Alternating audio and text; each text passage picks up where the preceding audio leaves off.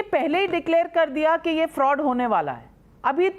अभी तो शुरू भी नहीं हुआ, आर्कियोलॉजिकल सर्वे का एक ऑर्डर आया है, वो कुछ करेंगे, कुछ बताएंगे, पहले आपने कह दिया कि एक और फ्रॉड हो रहा है। दूसरा फ्रॉड कौन सा है? Are you saying the supreme court on the Ayodhya land and the Babri Masjid issue has done a fraud on this country? Is that the starting point for any question, any debate, any resolution, even by a legal authority?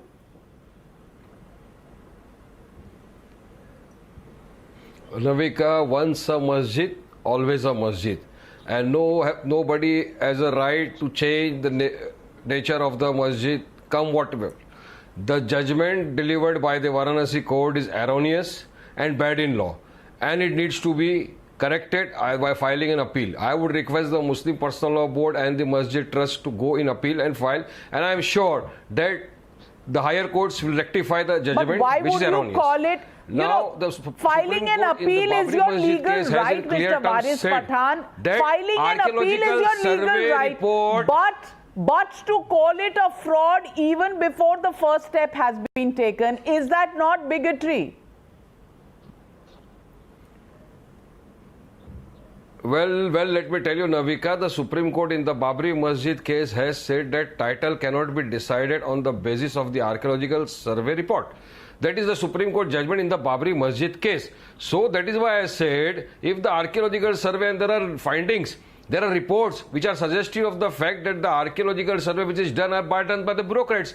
So there is all chances that the bureaucrats will be doing this archaeological survey. Bureaucrats भी गलत हैं, judges भी गलत हैं, Muslim Personal Law Board हर चीज में सही है। Dr. Anand Ranganathan, bureaucrats गलत है, everybody else is wrong. Dr. Anand Ranganathan, only the Muslim Personal Law Board and Mr. Asaduddin Owaisi are people who have the correct views in this country. Respond to Mr. Waris Pathan.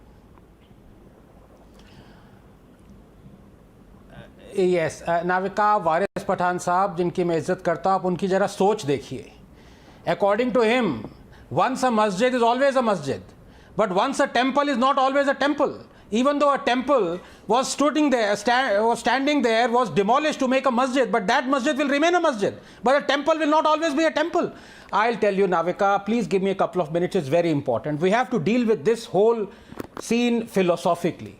Nations weaken not because of their past, but rather by how they are taught it. For 70 years, we have been taught to celebrate Gyan Vyapi Mosque as a monument to some Hindu-Muslim unity, and not as what it really is, a cruel historical injustice.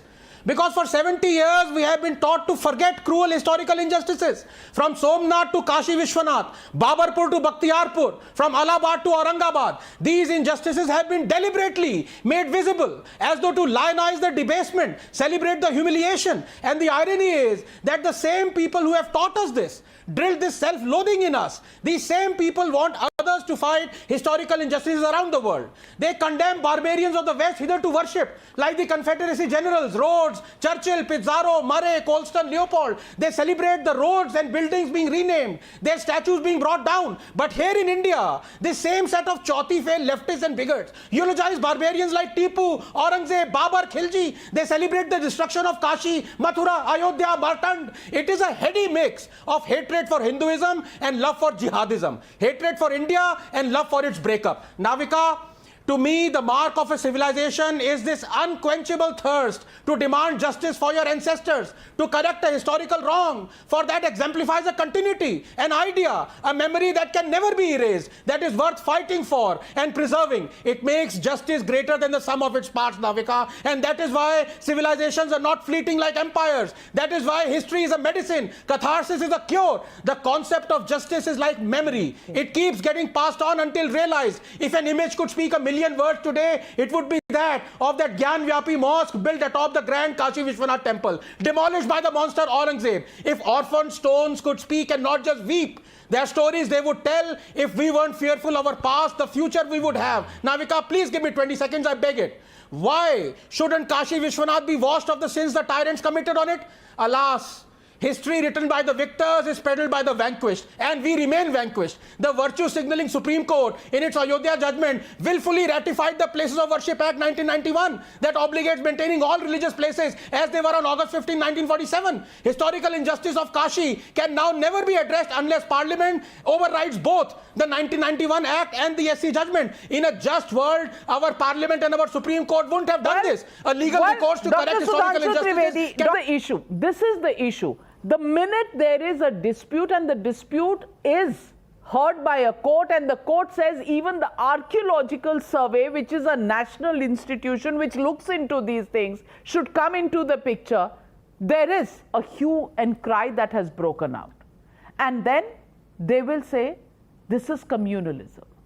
Mosque will always be a mosque is not communalism. But a temple stood where a mosque stands today. That is communal. Ladies and gentlemen, I just want to ask you one question. What is justice in all of this? Is a court of law supposed to give you justice? Or is justice to be made by those who run political outfits?